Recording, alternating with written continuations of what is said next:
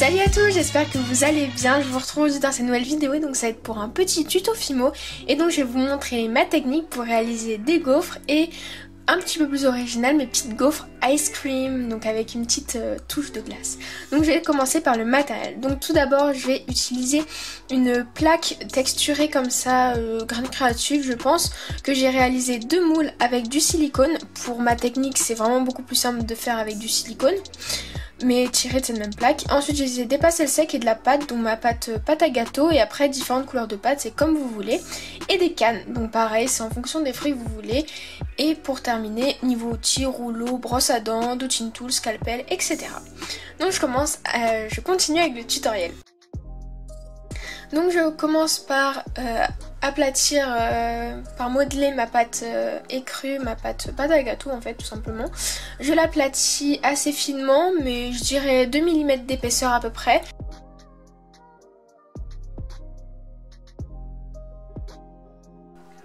Je viens prendre les 2 plaques de moule à gaufres. Je viens positionner la plaque sur la première, je viens découper l'excédent afin d'avoir une vision pour pouvoir mettre bien symétrique ma deuxième plaque.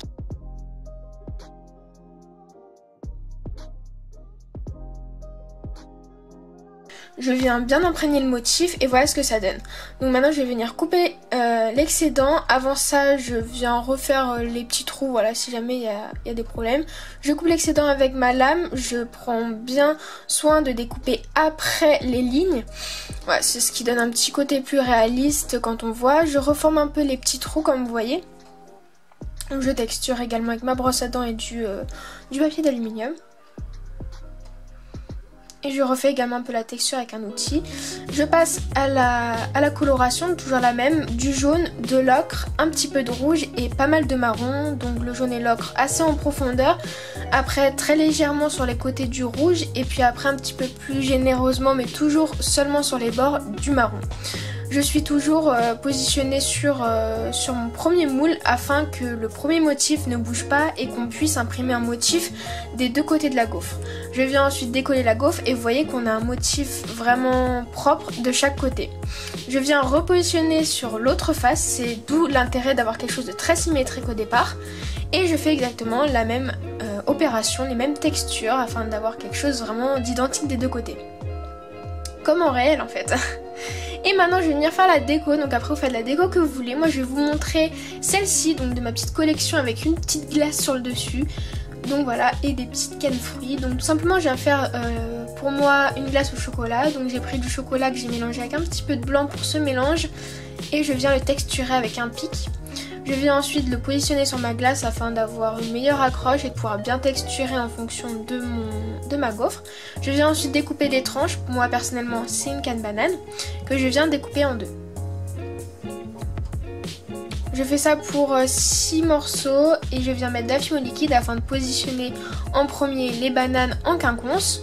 Donc les cannes en quinconce, voilà, peu importe celle que vous prenez.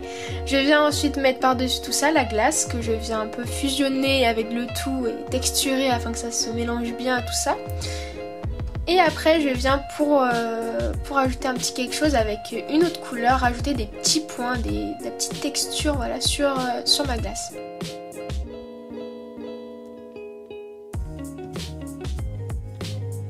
Voilà, et maintenant on va passer au coulis. Donc je vous montre pas forcément puisque j'ai plein de vidéos, il y a plein de vidéos dessus sur le coulis. Donc voilà ce que ça donne, j'ai fait un coulis chocolat pour ma part, mais pour d'autres déclinaisons j'en ai réalisé des blancs tout simplement. Et ensuite je viens le positionner au-dessus de la canne afin d'avoir un effet très gourmand et de ma glace, etc. Je passe maintenant en cuisson et c'est terminé. Donc je vous montre pas tout ce qui est vernissage, tout ça, c'est basique.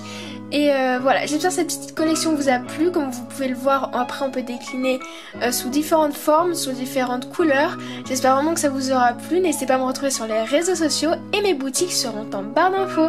En attendant, je vous dis à très vite dans une prochaine vidéo.